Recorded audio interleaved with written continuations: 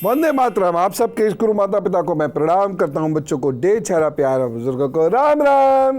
पति पत्नी में कलह बढ़ती चली जा रही है। मैं ये नहीं कह रहा कि डिवोर्स ही हो रहे हैं, डिवोर्स बढ़ रहे, तलाक हो रहे, उसकी बात नहीं कर रहा।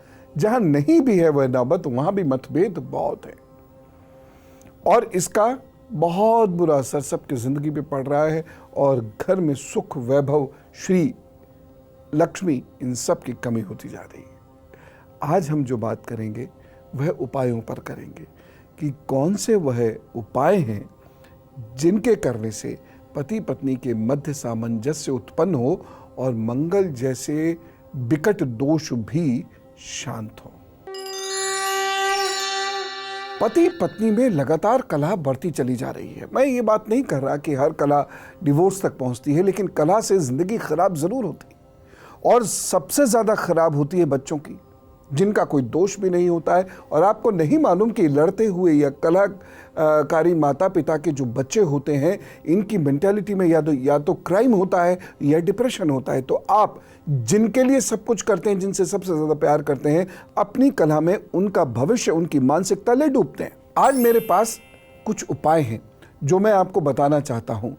मंगल दोष यदि है तो पति पत्नी तर्क बहुत करेंगे। दोनों को लगेगा कि हाँ मेरी बात ठीक है, मेरी बात ठीक है, आपको ऐसा नहीं करना चाहिए था, तुमको ऐसा नहीं करना चाहिए था, आदि आदि आदि। ये तर्क बहुत कराता है। मैं पति पत्नी से अक्सर ये पूछता हूँ जब कभी सामने आते हैं तो, तर्क में जीत गए तो क्या होगा? मान लो जीत गए, किस कीमत पर जीतोगे अपने तर्क में? झगड़े की ही कीमत पर। अशांति खत्म, अशांति बढ़ाओगे, शांति की कीमत पर जीतोगे। बच्चों के मानसिक शांति की कीमत पर जीतोगे अपने तर्क में।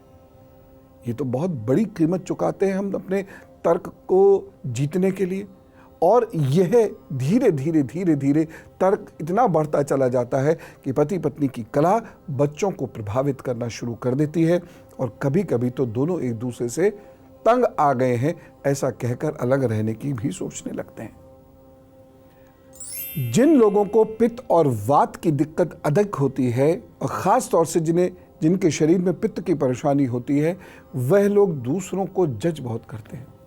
उसने ऐसा क्यों कहा, उसे ऐसा नहीं करना चाहिए था, उसे वो नहीं करना चाहिए था, वो ये ना करता तो ये करता तो ज़्यादा अच्छा, मैंने तो पहले ही कहा था वो यह करता तो अच्छा होता, वो ये रंग ना पहनता वो रंग पहनता, वो ऐसे ना खाता वो वैसे खाता, आदि आदि आदि।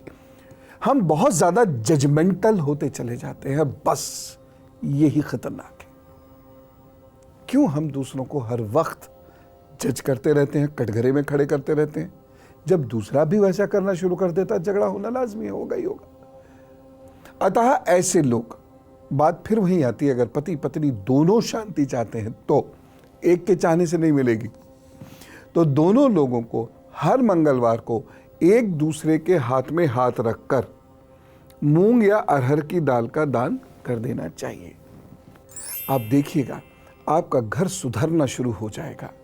जिस घर में कलह नहीं, शांति होती है, वह बहुत बड़ी बड़ी समस्याओं का हल निकाल लेता है घर और श्री का वास होता है वहां पर। जिस घर में कलह होती है, दादालाई संपत्ति भी एक दिन समाप्त हो जाती है और जिस घर में शांति होती है वहां हो सकता है वर्तमान बहुत खराब चल रहा हो, कर्ज से घिरे हुए हो, लेकिन जब पति पत्नी दोनों ठान लेते हैं कि नहीं अब कलह नहीं, तो वहाँ पर साल भर के अंदर रास्ते खुलते हैं, श्री आनी प्रारंभ होती है। श्री मतलब वैभव, वह आना प्रारंभ हो जाएगा। तीसरी बात, जिसकी कुंडली में मंगल दोष हो वो रविवार के दिन थोड़ा सा गुड़ बहते पानी में प्रवाहित कर दे। मैं आपका एक शुभा या शंका पुनः एड्रेस करना चाहूँगा। बहुत सारे लोगों को ये रहता है 28 साल के बाद मंगल दोष खत्म, लड़की का मंगल दोष 25 के बाद खत्म। मंगल दोष पूरे जीवन कभी खत्म नहीं होता। पूरा जीवन संघर्ष या झगड़े से गुजरता है या अकेले रहकर गुजरता है और मंगल दोष जब बहुत मजबूत हो जाता है तो जीवन साथी से अलग ही होना पड़ता है, कारण कुछ भी बने। और कभी कभी ऐसी भी स्थिति होती है कि साथ रहते हुए भी अलग ही हैं, अलग ही है, दिख साथ रहे हैं। ये मंगल दोष जीवन में कभी समाप्त नहीं होगा। सिर्फ आप उपाय करते रहिए और उपाय में भी क्या है, सबसे ज़्यादा अपने व्यवहार को संतुलित करने की कोशिश करें, पति पत्नी दोनों। एक और चीज़, जिस व्यक्ति के शरीर से बू आती है, बदबू आती है, वह उसे समाप्त करे। शरीर में यदि आपके बदबू का वास है तो आपके घर में भी और जहां आप नौकरी करते हैं वहां भी संघर्ष होगा। पहली चीज़ तो गरिष्ठ भोजन और ख़ास तौर से ऑयली फूड या पित्त बनाने वाला भोजन एकदम बंद कर दें। और दूसरी जो महत्वपूर्ण चीज़ है वो ये है कि चंदन पहने या चंदन का पाउडर लगाएं। पांचवा उपाय, गेहूं, मक्का, जौ, बाजरा, चावल, मसूर और उड़द की दाल। गेहूं, मक्का, जौ, बाजरा, चावल, मसूर और उड़द की दाल का आटा बराबर मात्रा में मिलाकर रख लीजिए और दोनों पति पत्नी, मियाँ बीवी, चींटियों को उसे खिलाया करें। मियाँ बीवी के बीच प्रेम प्रगाढ़ करने के लिए एक रामबाण उपाय बताता हूं। दोनों एक दूसरे को चांदी का सिक्का और चावल का उपहार जरूर दें। कब? जन्मदिन पर। यानी जैसे हस्बैंड का जन्मदिन है तो पत्नी ने थोड़े से चावल और चांदी का सिक्का दे दिया, पत्नी का है तो पति ने दे दिया। इस उपाय से आपसी प्रेम बहुत बढ़ता है। हाथ पर कुछ लक्षण देखते हैं, यदि आपके हाथ पर हो तो आपको अलर्ट होना होगा, उपाय करने होंगे, अन्यथा जीवन में कलह रहेगा। अब ये जान लीजिए कि किस प्रकार से हाथ में कुछ लक्षण होते हैं जिनके चलते झगड़े होते हैं। झगड़े से कोई जीना नहीं चाहता। समस्या वहाँ होती है जब कोई शांति की शर्तों को मानने के लिए तैयार नहीं होता। ये सब चाहते हैं कि झगड़ा ना हो, लेकिन यह सब लोग चाहते हैं कि शांति मेरी शर्त पर हो। वो कैसे हो? यही तो सबसे बड़ा झगड़ा है। अगर ये बीच में गैप है और यहाँ पर कुछ इस प्रकार से बारीक सी रेखाएं हैं, तो जो मैं अभी उपाय बता रहा हूं और अभी बताने वाला हूं वह आपको करने होंगे, नहीं तो वैवाहिक जीवन आसानी से नहीं अच्छा हो। दूसरी बात, ये वाली उंगली अगर ऐसे हल्के से नीचे की ओर मुड़ रही है, इस तरीके से मुड़ रही है या इस तरीके से मुड़ रही है, तो भी ये तय है कि वैवाहिक जीवन में परेशानियां आएंगी। यहाँ पर यदि बहुत सारी रेखाएं हैं तो ये भी तय है कि वैवाहिक जीवन में परेशानी आएंगी। ऐसे लोगों का लंबा प्रेम होने के बावजूद या तो विवाह हो नहीं पाता, और विवाह नहीं होने पाने के भी कारण वही व्यक्ति होता है जिसके हाथ में ये बहुत सारी रेखाएं होती हैं।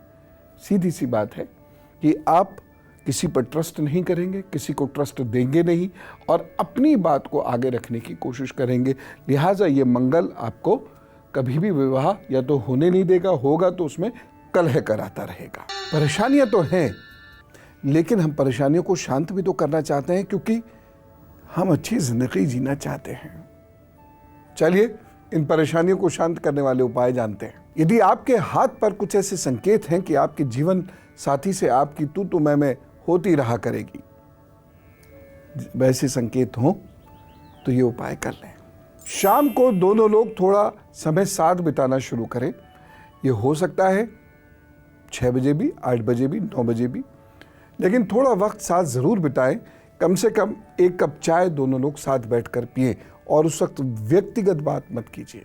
यदि मंगल दोष है तो किसी भी सूरत में दक्षिण दिशा में आपका घर का दरवाज़ा नहीं होना चाहिए। यदि ऐसा होता है तो उस घर में रहने वाले कभी भी सुखी नहीं रह सकते। घर के दरवाजे पर पीला कपड़ा या पीला झंडा टांग दीजिए, झंडा टांग दीजिए भगवान जी का नाम लेके। अब बात चंद्रमा की भी कर लेते हैं। ईशान कोण या उत्तर पूर्व दिशा चंद्रमा की होती है। इस दिशा में बेडरूम ना हो तो अच्छा है।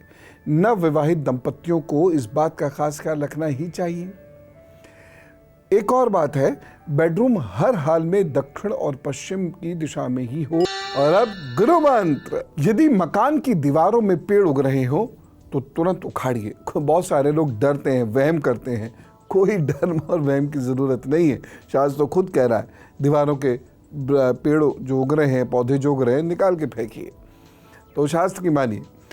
ऐसे घर में जहां दीवारों या छत पर बीच में से पेड़ उग कर आता है, गमले में रखा है छत में तो कोई दिक्कत नहीं, लेकिन यदि दीवारों में निकल रहा है या छत में से निकल रहा है कोई पौधा, वहाँ पति पत्नी खुश नहीं रह सकते। ख़ास तौर से यदि पीपल बहुत पनप रहा है घर में, या बरगद बहुत पनप रहा है घर में, या कैक्टस बहुत पनप रहा है घर में, तो पति पत्नी के संबंधों में बहुत मधुरता का अनुभव आप नहीं करेंगे। इसलिए निकालिए, बेखौफ होकर निकाल दीजिए पेड़, और कहीं सही जगह पे जाकर उसको लगा भी दीजिएगा। आज मैं चलूं? खुश रहिएगा, खुश रखिएगा। राम राम, नमस्कार।